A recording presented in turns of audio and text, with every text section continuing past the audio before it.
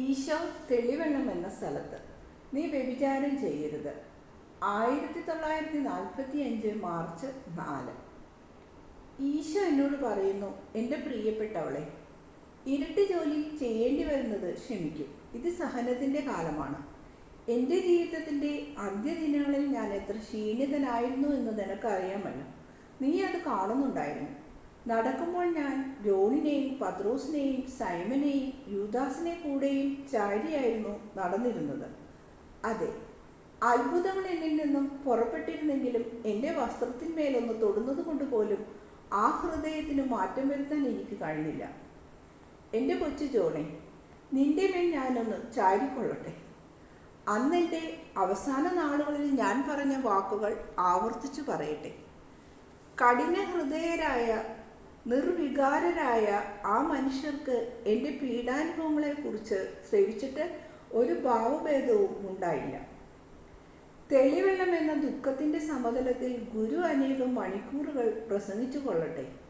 നിന്നെ ഞാൻ 2 പ്രാവശ്യം അനുഗ്രഹിക്കുന്നു. നിന്റെ ക്ഷീണത്തെ പ്രതിയും നിന്റെ സഹതാപത്തെ പ്രതിയും. നിന്റെ ബുദ്ധിമുട്ടുകൾ ഞാൻ എണ്ണുന്നുണ്ട്. നിന്റെ കണ്ണീർ ഞാൻ ശേഖരിക്കുന്നുണ്ട്. നിന്റെ സഹോദരന്മാരെ കുറിച്ച് നീ ചെയ്യുന്ന അധ്വാനം ദൈവത്തെ മനുഷ്യർക്ക് അറിയിച്ചു കൊടുക്കാൻ ചെയ്യപ്പെടുന്ന അധ്വാനം എന്ന പോലെ സമ്മാനിക്കപ്പെടും. അവസാനത്തെ ആഴ്ചയിൽ ഞാൻ അനുഭവിച്ച വേദനകളെ ഓർത്ത് ചിന്തുന്ന കണ്ണീരിന് പ്രതിസമ്മാനമായി ഈശോ നിനക്ക് ചുംബനം നൽകുന്നു. എഴുതുക, നീ അനുഗ്രഹീതയാകട്ടെ. തടി കൊണ്ടും പലകകൾ കൊണ്ടും ഉണ്ടാക്കിയിരിക്കുന്ന ഒരുതരം പീഠത്തിന്മേൽ ഈശോ നിൽക്കുന്നു. അവസാനത്തെ വലിയ മുറിയിലാണ്. വാതിലിന് സമീപേ നിന്ന് വളരെ ഉച്ചത്തിലാണ് സംസാരിക്കുന്നത്. മുറിയിലുള്ളവരും ഷെഡിലും മഴ നിമിത്തം വെള്ളം കെട്ടി നിൽക്കുന്ന മെതിക്കളത്തിലും നിൽക്കുന്ന എല്ലാവരും കേൾക്കണമല്ലോ. വെള്ളം പിടിക്കാത്ത കറുപ്പു നിറമായ പരുക്കൻ പുറംകുപ്പായവും ധരിച്ച് മെതിക്കളത്തിൽ നിൽക്കുന്നവരെ കണ്ടാൽ കുറേയേറെ ഇണസഹോദരന്മാരാണെന്ന് തോന്നും. ക്ഷീണക്കാരെല്ലാം മുറിയിലാണ്, സ്ത്രീകൾ ഷെഡിനുള്ളിൽ. ശക്തരായവർ, പ്രധാനമായും പുരുഷന്മാർ, മഴയത്ത് മുറ്റത്ത്. പത്രോസ് കുട്ടിയുടുപ്പ് മാത്രമേ ധരിച്ചിട്ടുള്ളൂ. ചെരുപ്പില്ല. തലയിൽ ഒരു തുണി ഇട്ടിട്ടുണ്ട്. വെള്ളത്തിൽ കൂടെ നീന്തി കയറിയും ഇടയ്ക്ക് പ്രതീക്ഷിക്കാത്ത മഴ നനഞ്ഞും വളരെ സന്തോഷവാനായി വരികയും പോവുകയും തീർത്ഥകരുടെ ആവശ്യങ്ങൾ അന്വേഷിക്കുകയും ചെയ്യുന്നു. ജോണും ആൻഡ്രൂസും ജെയിംസും കൂടെയുണ്ട്. അവർ രോഗികളെ കണ്ടുപിടിച്ച് വളരെ സൂക്ഷ്മത്തോടെ ഒരുമിച്ചാക്കുകയും അന്ധരും മുടന്തരുമായവരെ സഹായിക്കുകയും ചെയ്യുന്നു. എല്ലാം ശാന്തമാകുന്നതിന് ഈശോ ക്ഷമാപൂർവം കാത്തു നിൽക്കുകയാണ്. വെള്ളത്തിൽ മുക്കിയെടുത്ത സ്പോഞ്ച് പോലെ നനഞ്ഞു കുതിർന്നിരിക്കുന്ന ശിഷ്യരെക്കുറിച്ച് ഈശോയ്ക്ക് സഹതാപം. ഓ, സാരമില്ല, ഞങ്ങൾ പൊങ്ങുകയും താഴുകയും ചെയ്യുന്ന തടി പോലെയാണ്, വിഷമിക്കേണ്ട. ഞങ്ങൾ വീണ്ടും സ്നാനം സ്വീകരിക്കുകയാണ്. സ്നാനം നൽകുന്നത് ദൈവം തന്നെ. ഈശോയുടെ സഹതാപത്തിന് പത്രോസ് മറുപടി പറയുന്നു. അവസാനമെല്ലാം ശരിയായി. പത്രോസിന് തോന്നുന്നുണ്ട് പോയി ഉണങ്ങിയ വസ്ത്രം ധരിച്ചു കൊണ്ടുവരാമെന്ന്. മറ്റു 3 പേരുമായി പത്രോസ് പോകുന്നു. തിരികെ ഗുരുവിൻ്റെ പക്കലേക്ക് വന്നപ്പോൾ അതാ ഷെഡിൻ്റെ മൂലയ്ക്കപ്പുറം മൂടുപടം ധരിച്ചു നടക്കുന്ന ആ സ്ത്രീയുടെ ചാരനിറത്തിലുള്ള വലിയ പുറംകുപ്പായം കാണുന്നു. നല്ല മഴ, മുറ്റത്ത് മുട്ടോളം വെള്ളം. ഒന്നും വകവയ്ക്കാതെ പത്രോസ് മുറ്റത്തിൻ്റെ എതിർകോണിലേക്ക് മുട്ടോളം വെള്ളത്തിൽ നീന്തിച്ചെന്ന് അവളെ കൈമുട്ടിന് പിടിച്ച് വലിയ മുറിയുടെ ഭിത്തിയുടെ സമീപം കൊണ്ടു നിർത്തി. മഴ നനയാതെയാക്കി. പിന്നീട് കാവൽക്കാരനെ പോലെ അവളുടെ സമീപം നിലയുറപ്പിച്ചു. ഈശോ ഇത് കണ്ട് പുഞ്ചിരി തൂകുന്നു. ചിരിയുടെ ആധിക്യം കാണാതിരിക്കാൻ തല കുനിച്ചു കളയുന്നു. പ്രസംഗം ആരംഭിക്കുകയാണ്. എന്നും കൃത്യമായി ഇവിടെ വന്നുകൊണ്ടിരിക്കുന്നവർ ഈ കൂട്ടത്തിലുണ്ടല്ലോ. അവർ ഒരുപക്ഷെ പറഞ്ഞേക്കാം, ഞാനൊരു ക്രമത്തിനല്ല പറയുന്നത്. 10 പ്രമാണങ്ങളിൽ ചിലതെല്ലാം ഞാൻ വിട്ടുകളയുന്നുവെന്ന്. നിങ്ങൾ ശ്രമിക്കുന്നു, ഞാൻ അവ കാണുന്നു. നിങ്ങൾ ശ്രദ്ധിക്കുന്നു, നിങ്ങളിൽ ഞാൻ കാണുന്ന വേദനകൾക്കും വ്രണങ്ങൾക്കും അനുസരിച്ച് എൻ്റെ പ്രസംഗം ഞാൻ നിശ്ചയിക്കുന്നു. ഞാൻ വൈദ്യനാണ്. ഒരു ഡോക്ടർ ആദ്യം വിളിക്കുന്നത് ഏറ്റവും അവശനായ രോഗിയെയാണ്, മരണത്തോട് ഏറ്റവും അടുത്തവരെയാണ്. പിന്നീട് അത്രയും അപകടമില്ലാത്ത രോഗികളെ സന്ദർശിക്കുന്നു. ഞാനും അതുതന്നെയാണ് ചെയ്യുക. ഇന്ന് ഞാൻ നിങ്ങളോട് പറയുന്നു, വ്യഭിചാരം ചെയ്യരുത്. ആരുടെ മുഖത്താണ് കാമാസക്തി കാണുന്നത് എന്ന് ചുറ്റും നോക്കണ്ട. പരസ്പരം സ്നേഹിക്കുക. നിങ്ങളുടെ മുഖത്ത് അത് നോക്കാൻ വരുന്നവരെ നിങ്ങൾ സ്നേഹിക്കുമോ? ഇല്ല, നിങ്ങൾ സ്നേഹിക്കുകയില്ല. കൊള്ളാം. എങ്കിൽ നിങ്ങൾ വിഷമിച്ചിരിക്കുന്ന നിന്റെ അയൽക്കാരൻ്റെ കണ്ണുകളിലോ വിവരണനായി തല താഴ്ത്തിയിരിക്കുന്ന അയാളുടെ നെറ്റിയിലോ ഇത് കണ്ടുപിടിക്കാൻ ശ്രമിക്കരുത്. എന്നിട്ട് എന്നോട് പറയൂ, ലൈംഗിക തൃപ്തിയാകുന്ന അപ്പം, ചാരവും അമേദ്യവും കൂട്ടിയുണ്ടാക്കിയിരിക്കുന്ന ഈ അപ്പം രുചിച്ചിട്ടില്ലാത്ത ആരുണ്ട് നിങ്ങളിൽ? ഒരു വേശ്യയുടെ കരങ്ങളിൽ 1 മണിക്കൂർ നിങ്ങൾ ചെലവഴിക്കുന്നത് കാമാസക്തി ഒന്നുകൊണ്ട് മാത്രമാണ്. നിന്റെ ഭാര്യയുമായുള്ള അശുദ്ധമാക്കപ്പെട്ട സംഗമവും കാമാസക്തിയല്ലേ? സംഭോഗത്തിൻ്റെ ഫലങ്ങൾ ഒഴിവാക്കുന്ന പരസ്പര ലൈംഗിക അനുഭവം ശരിയെന്ന് മുദ്ര കുത്തപ്പെട്ടിരിക്കുന്ന തിന്മയല്ലേ? അശുദ്ധമായ സംഗമമല്ലേ? വിവാഹത്തിൻ്റെ അർത്ഥം സന്താനോൽപാദനം എന്നാണ്. അതിൻ്റെ പ്രവൃത്തി സന്താനോൽപാദനമാണ് അർത്ഥമാക്കുന്നത്. അത് അങ്ങനെയായിരിക്കുകയും വേണം. അങ്ങനെയല്ലെങ്കിൽ അത് അധാർമികമാണ്. നിങ്ങളുടെ വിവാഹ കിടക്കകൾ വേശ്യാഗൃഹങ്ങളാക്കരുത്. കാമാസക്തി കൊണ്ട് അതിനെ മലിനമാക്കുമ്പോൾ, മാതൃത്വം കൊണ്ട് അത് അഭിഷേകം ചെയ്യാതിരിക്കുമ്പോൾ അത് വേശ്യാലയമായി തീരുകയാണ്. ഭൂമി വിത്തിനെ നിരസിച്ചു കളയുന്നില്ല. അത് വിത്ത് സ്വീകരിച്ച് വിത്തിനെ ഒരു ചെടിയാക്കുന്നു. വിത്ത് ചാലിലിട്ട് കഴിയുമ്പോൾ അവിടെ നിന്ന് രക്ഷപ്പെട്ടു പോകുന്നില്ല. അത് വേരിറക്കി വളരാനും ഫലം പുറപ്പെടുവിക്കാനുമാണ് ശ്രമിക്കുന്നത്. മണ്ണും വിത്തും തമ്മിലുള്ള ഐക്യത്തിൽ നിന്നും ജനിക്കുന്ന സസ്യസൃഷ്ടിയാണിത്. പുരുഷനാണ് വിത്ത്, സ്ത്രീ ഭൂമിയാണ്. ഫലം പുത്രനും. ഫലം വഹിക്കുന്ന കാര്യം ഉപേക്ഷിച്ചാൽ, തിന്മയിൽ ശക്തി ചിതറിച്ചാൽ അത് പാപമാണ്. അത് വിവാഹക്കെടുക്കുകയും ചെയ്യുന്ന വേശ്യാവൃത്തിയാണ്. മറ്റു വേശ്യാവൃത്തിയിൽ നിന്നും ഒരു തരത്തിലും വ്യത്യസ്തമല്ല.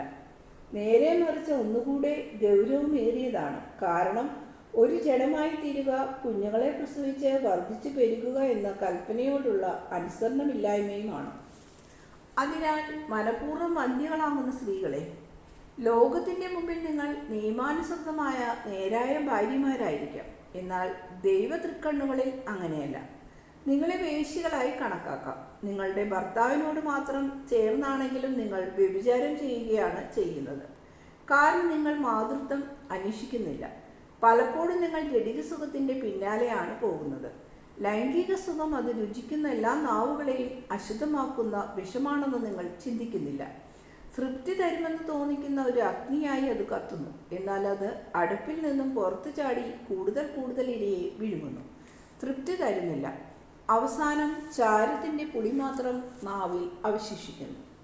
അതേസമയം അറപ്പും ഓക്കാനവും സ്വയം നിന്ദയും സുഖത്തിന് പങ്കാളിത്തം നൽകിയ ആളിനോട് നിന്ദയും ഉളവാക്കുന്നു. കാരണം മനസാക്ഷി ഉണരുമ്പോൾ 2 ഉത്തേജനങ്ങൾക്കിടവേളയിൽ മനസാക്ഷി വീണ്ടും ഉണരുന്നു. തന്നോട് തന്നെ അവജ്ഞ തോന്നാതിരിക്കാൻ കഴിയുകയില്ല. മൃഗങ്ങളെക്കാൾ താഴ്ന്ന നിലയിലേക്ക് അധംപതിച്ചല്ലോ എന്ന് ചിന്ത ഉളവാകാതിരിക്കുകയില്ല.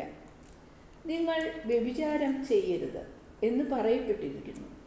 മനുഷ്യരുടെ ലൈംഗിക വ്യാപാരങ്ങളിൽ അധികവും വ്യഭിചാരമാണ്. ലേവ്യരുടെ പുസ്തകത്തിൽ ഇപ്രകാരം പറയുന്നു: മനുഷ്യ, സ്ത്രീയോടുകൂടെ എന്ന പോലെ പുരുഷനോടുകൂടെ നീ ശയിക്കരുത്. മൃഗങ്ങളുമായി ലൈംഗിക ബന്ധത്തിൽ ഏർപ്പെട്ട് തന്നെ തന്നെ അശുദ്ധമാക്കരുത്. വിചാരിക്കാൻ പോലും സാധ്യമല്ലാത്ത ഇത്തരം മ്ലേച്ഛതയെപ്പറ്റി ഞാൻ പറയുന്നതേയില്ല. വിവാഹിതരായ ഭാര്യ ഭർത്താക്കന്മാരുടെ വിവാഹ കടമ്പകളെക്കുറിച്ച് പ്രതിപാദിച്ചല്ലോ. വിവാഹം ദുഷ്ടമനസ്സ് നിമിത്തം ഫലദായകമല്ലാതാകുമ്പോൾ അത് വിശുദ്ധമല്ല.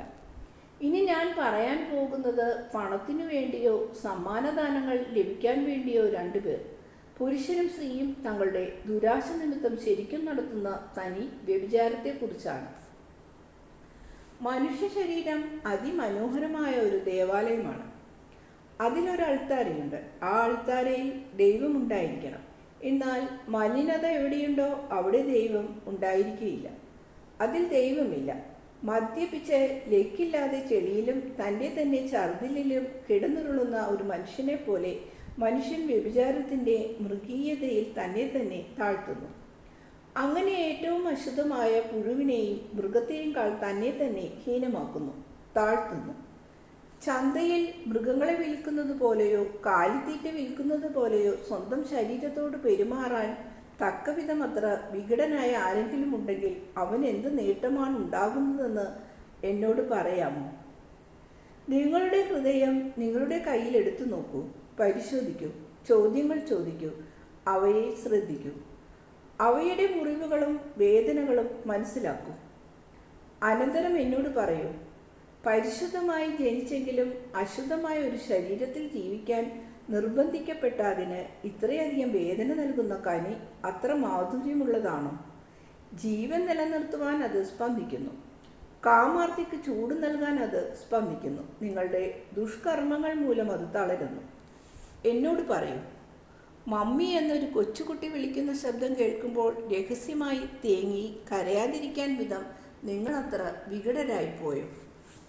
ലൈംഗിക സുഖം മാത്രം തേടുന്ന സ്ത്രീകളെ, ഒന്നുകിൽ വീട്ടിൽ നിന്ന് ഓടിപ്പോയവർ, അല്ലെങ്കിൽ ചീത്തപ്പഴമായ നിങ്ങൾ മറ്റുള്ളവരെ ദുഷിപ്പിക്കാതിരിക്കാനായി വീട്ടിൽ നിന്നും ഇറക്കിവിടപ്പെട്ടവരായ നിങ്ങൾ എന്നോട് പറയും, ഞാൻ ദൗർഭാഗ്യത്തിന് അപമാനത്തിന് ജന്മം നൽകി പോയല്ലോ എന്നോർത്ത് ചങ്കുപൊട്ടി മരിച്ച നിങ്ങളുടെ മാതാപിതാക്കളെ ഓർമ്മിച്ചുകൊണ്ട് എന്നോട് പറയും. മുടി നരച്ച പ്രായം ചെന്ന മാന്യന്മാരായ പുരുഷന്മാരെ കാണുമ്പോൾ നിങ്ങളുടെ ഹൃദയങ്ങൾ ലജ്ജ കൊണ്ട് ചൂളിപ്പോകുന്നില്ലേ? നിങ്ങൾ നിങ്ങളുടെ പിതാക്കളുടെ ശിരസിൽ ചെളി വാരിയെറിഞ്ഞു, ജനിച്ച നാടിൻ്റെ നിന്ദയ്ക്ക് അവരെ വിട്ടുകൊടുത്തു. നിങ്ങൾക്ക് ലജ്ജ തോന്നുന്നില്ലേ? സന്തോഷവതിയായ ഒരു ഭാര്യയെയോ നിർമ്മലയായ ഒരു കന്യകയെയോ കാണുമ്പോൾ നിങ്ങളുടെ കുടൽ വേദന കൊണ്ടും ഇച്ഛാഭംഗം കൊണ്ടും പിരിയുന്നില്ലേ? ഞാൻ എന്നെ അതെല്ലാം കളഞ്ഞു, ഇനി ഒരിക്കലും ഞാനതുപോലെ ആകുകയില്ല എന്ന് പറഞ്ഞു പോകുന്നില്ലേ? കാമാർത്തിയാലോ അവജ്ഞയാലോ പുരുഷന്മാർ നിന്നെ നോക്കുന്നത് കാണുമ്പോൾ നിങ്ങളുടെ മുഖം ലജ്ജ കൊണ്ട് വിവരണമാകുന്നില്ലേ? ഒരു കൊച്ചുകുട്ടിയുടെ ചുംബനത്തിനായി നിങ്ങൾ ദാഹിക്കുമ്പോൾ എനിക്ക് ഉമ്മ തരൂ എന്ന് നിങ്ങൾ പറയാൻ ധൈര്യപ്പെടാത്തപ്പോൾ എത്രമാത്രം മനക്ലേശമാണ് നിങ്ങൾക്ക് അനുഭവപ്പെടുക? കാരണം നിങ്ങളുടെ കുട്ടികളെ ജനിച്ചപ്പോൾ തന്നെ നിങ്ങൾ കൊന്നു.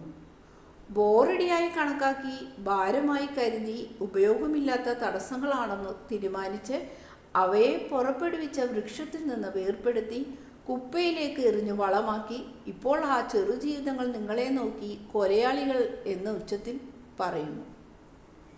എന്നാൽ എല്ലാറ്റിനും ഉപരിയായി നിങ്ങളെ സൃഷ്ടിച്ച വിധിയാളനെ ഓർത്ത് നിങ്ങൾ ഭയപ്പെടുന്നില്ലയോ? നിന്നോട് തന്നെ നീ എന്തു ചെയ്തു? ഇതിനായിട്ടാണോ ഞാൻ നിനക്ക് ജീവൻ നൽകിയത്? എൻ്റെ സാന്നിധ്യത്തിലേക്ക് വരാൻ നീ എങ്ങനെ ധൈര്യപ്പെടുന്നു?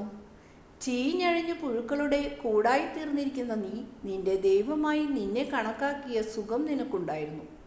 നിത്യമായ ദുരിതത്തിൻ്റെ സ്ഥലത്തേക്ക് നീ പോകുക എന്ന് പറയാൻ അവൻ കാത്തിരിക്കുന്നു. ആരാണ് കരയുന്നത്? ആരും കരയുന്നില്ല. ആരും കരയുന്നില്ലെന്നാണോ നിങ്ങൾ പറയുന്നത്? എന്നാൽ എൻ്റെ ആത്മാവ് കരയുന്നു. വേറൊരാത്മാവിനെ സന്ദർശിക്കാൻ പോകുകയാണ്. എന്തിനാണ് അവളെ കാണാൻ പോകുന്നത്? അവൾ വേശ്യയായതുകൊണ്ട് അവളെ ഭ്രഷ്ട് കൽപ്പിച്ച് പുറന്തള്ളാനാണോ? അല്ല, എനിക്ക് അവളുടെ ആത്മാവിനോട് സഹതാപം തോന്നുന്നത് കൊണ്ടാണ്. മാലിന്യം നിറഞ്ഞ അവളുടെ ശരീരത്തോട് ജഡികാസക്തിക്കായി ഹോമിച്ച് വിയർത്തിട്ടുള്ള അവളുടെ ശരീരത്തോട് എനിക്ക് അറപ്പ് തോന്നുന്നു. എന്നാൽ അവളുടെ ആത്മാവ്, ഓ പിതാവേ, പിതാവേ, ഈ ആത്മാവിന് വേണ്ടി കൂടിയാണ് ഞാൻ മാംസം ധരിച്ചത്. ഞാൻ സ്വർഗം വിട്ടിറങ്ങിയത് ഇവളുടെ രക്ഷകനാകുന്നതിനും ഇവളെ പോലുള്ള അനേകരുടെ രക്ഷകനാകുന്നതിനുമാണ്. വഴിതെറ്റിപ്പോയ ആ ആടിനെ എടുത്ത് ആലയിലേക്ക് ഞാൻ വരാതിരിക്കുന്നത് എന്തിന്? അവളെ വൃത്തിയാക്കി മറ്റാടുകളുടെ കൂടെ ചേർത്ത് പുല്ലിൻപുറങ്ങൾ കാണിച്ചു കൊടുത്ത് എനിക്ക് മാത്രം നൽകാൻ കഴിയുന്ന പരിപൂർണ സ്നേഹവും നൽകട്ടെ. ഇതുവരെ അവൾ സ്നേഹമായി കരുതിയിരുന്നത് വിദ്വേഷമായിരുന്നു. ഇപ്പോൾ സഹതാപമുള്ളതും സമ്പൂർണ്ണ മാധുര്യമേറിയതുമായ സ്നേഹം അവൾ അനുഭവിക്കും. അപ്പോൾ അവളുടെ കഴിഞ്ഞ കാലത്തെ ഓർത്ത് അവയെല്ലാം നഷ്ടപ്പെട്ടല്ലോ എന്ന് വിചാരിക്കുകയില്ല. നേരെ മറിച്ച്, നിത്യമായ സൗന്ദര്യമേ, നിന്നിൽ നിന്നും ദൂരെ അകന്ന് എത്രയധികം നാളുകൾ ഞാൻ നഷ്ടപ്പെടുത്തി.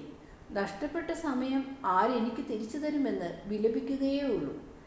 ഇന്ന് ഞാൻ പരിശുദ്ധിയായിരുന്നെങ്കിൽ എനിക്ക് അനുഭവിക്കാൻ കഴിയുമായിരുന്ന ആനന്ദം എനിക്ക് ശേഷിച്ചിരുന്ന അല്പകാലത്തിനുള്ളിൽ എങ്ങനെ അനുഭവിക്കാൻ കഴിയും എന്ന് ചിന്തിക്കും. എന്നാലും ലോകത്തിൻ്റെ ജഡികാസക്തി കൊണ്ട് പീഡിപ്പിക്കപ്പെടുന്ന ആത്മാവെ, കരയേണ്ട, ശ്രദ്ധിച്ചു കേൾക്കൂ. നീ മലിനമായ ഒരു പഴന്തുണിയാണ്, എന്നാൽ നിനക്ക് വീണ്ടും ഒരു പുഷ്പമാകാൻ കഴിയും. നീ ഒരു ചാണകപ്പൂനയാണ്, എന്നാൽ നിനക്ക് ഒരു പൂക്കളമാകാൻ കഴിയും. നീ അശുദ്ധമായ ഒരു മൃഗമാണ്, എന്നാൽ നിനക്ക് ഒരു മാലാഖയാകാൻ കഴിയും. ഒരിക്കൽ നീ മാലാഖയായിരുന്നു. അന്ന് നീ പുഷ്പിതമായ പുൽത്തകിടിയിൽ നൃത്തമാടിയിരുന്നു. റോസാപ്പൂക്കളുടെ ഇടയിലെ ഒരു റോസയായിരുന്നു. അവയെപ്പോലെ പുതുമയാർന്നതും കന്യത്വമാകുന്ന സൗരഭ്യം പരത്തുന്നതുമായിരുന്നു. അന്ന് സന്തോഷത്താൽ നിന്റെ ബാല്യകാല ഗാനങ്ങൾ നീ പാടിയിരുന്നു. നിന്റെ അമ്മയുടെ അടുത്തേക്കും അപ്പൻ്റെ അടുത്തേക്കും ഓടിച്ചെന്ന് നീയാണ് എൻ്റെ സ്നേഹം എന്ന് പറയുമായിരുന്നു. അപ്പോൾ അദൃശ്യനായി നിന്നെ കാത്തു സൂക്ഷിച്ച് നിന്റെ സമീപം നിൽക്കുന്നവൻ നിന്റെ നീലിമയാർന്ന വെള്ള നിറത്തിലുള്ള ആത്മാവിനെ നോക്കി പുഞ്ചിരി തൂകുകയായിരുന്നു. എന്നാൽ പിന്നീട് എന്തുകൊണ്ടാണ് നീ നിന്റെ ചിറകുകൾ പറിച്ചു മാറ്റിയത്? നിഷ്കളങ്കയായ ആ ചെറിയ ആത്മാവിൻ്റെ ചിറകുകൾ നിന്റെ അമ്മയുടെയും അപ്പൻ്റെയും ചങ്കിൽ ചവിട്ടി നീ ഓടിയത് എന്തിനാണ്? വിശ്വസിക്കാൻ കൊള്ളാത്ത മറ്റു ഹൃദയങ്ങളുടെ പിന്നാലെയല്ലേ നീ ഓടിയത്? നിന്റെ പരിശുദ്ധമായ സ്വരത്തെ നിർബന്ധിച്ച് വൃത്തികെട്ട വാക്കുകൾ, ചീത്ത വാക്കുകൾ പറയിപ്പിച്ചത് എന്തിനാണ്? റോസിൻ്റെ തണ്ട് നീ ഒടിച്ച് നിന്നെ തന്നെ മലിനമാക്കി അശുദ്ധമാക്കിയത് എന്തിനാണ്? ദൈവത്തിൻ്റെ പുത്രി, അനുതപിക്കുക. അനുതാപം പുതുജീവൻ നൽകുന്നു, വിശുദ്ധീകരിക്കുന്നു, ഉയർത്തുന്നു. മനുഷ്യന് നിന്നോട് ക്ഷമിക്കാൻ കഴിയുകയില്ല, എന്നാൽ ദൈവത്തിന് കഴിയും. കാരണം ദൈവത്തിൻ്റെ നന്മയുടെ ആധിക്യം മനുഷ്യൻ്റെ നന്മയോട് താരതമ്യപ്പെടുത്താവുന്നതല്ല. അവൻ്റെ കരുണ മനുഷ്യരുടെ ദുരിതത്തെക്കാൾ അതിരില്ലാത്ത വിധം വലുതാണ്. ശരിയായിട്ടുള്ള ജീവിതം വഴി നിന്റെ ആത്മാവിനെ ബഹുമാനിക്കൂ. അങ്ങനെ നിന്നെ തന്നെ മാന്യതയിലേക്ക് നയിക്കൂ. നിന്റെ ആത്മാവിനെതിരെ ഇനിയും പാപം ചെയ്യാതെ ജീവിച്ച് ദൈവസന്നിധിയിൽ നിന്നെ തന്നെ ന്യായീകരിക്കൂ. ദൈവത്തിൽ നിന്ന് ഒരു പുതിയ പേര് നീ സമ്പാദിക്കൂ. അതാണ് പ്രധാന കാര്യം. നീ ദുഷ്ടയാണ്, നീ പരമാർത്ഥതയുള്ളവളാകും. നീ അനുതാപത്തിൻ്റെ ബലിയും രക്തസാക്ഷിയുമായി തീരും. നിന്റെ ജഡത്തിൻ്റെ സുഖത്തിനായി നിന്റെ ഹൃദയത്തിന് രക്തസാക്ഷിത്വം നൽകേണ്ടത് എങ്ങനെയെന്ന് നീ അറിഞ്ഞല്ലോ. ഇപ്പോൾ നിന്റെ ഹൃദയത്തിന് നിത്യമായ സമാധാനം നൽകാനായി നിന്റെ മാംസത്തിന് രക്തസാക്ഷിത്വം നൽകൂ. പോയിക്കൊള്ളുക, എല്ലാവർക്കും പോകാം. ഓരോരുത്തരും അവനവൻ്റെ ഭാരവും ചിന്തകളുമായി ധ്യാനിക്കുക. ദൈവം എല്ലാവർക്കുമായി കാത്തിരിക്കുന്നു. അനുതപിക്കുന്ന ഒരുത്തരെയും അവിടുന്ന് നിരാകരിക്കുന്നില്ല. നിങ്ങൾ നിങ്ങളുടെ ആത്മാക്കളെ മനസ്സിലാക്കുന്നതിന് ദൈവം തൻ്റെ പ്രകാശം നിങ്ങൾക്ക് നൽകട്ടെ. പോയിക്കൊള്ളൂ. അധികം ആളുകളും ഗ്രാമത്തിലേക്ക് പോകുന്നു. ചിലർ വലിയ മുറിയിലേക്കും ഈശോ രോഗികളുടെ പക്കലേക്കും പോയി അവരെ സുഖപ്പെടുത്തുന്നു.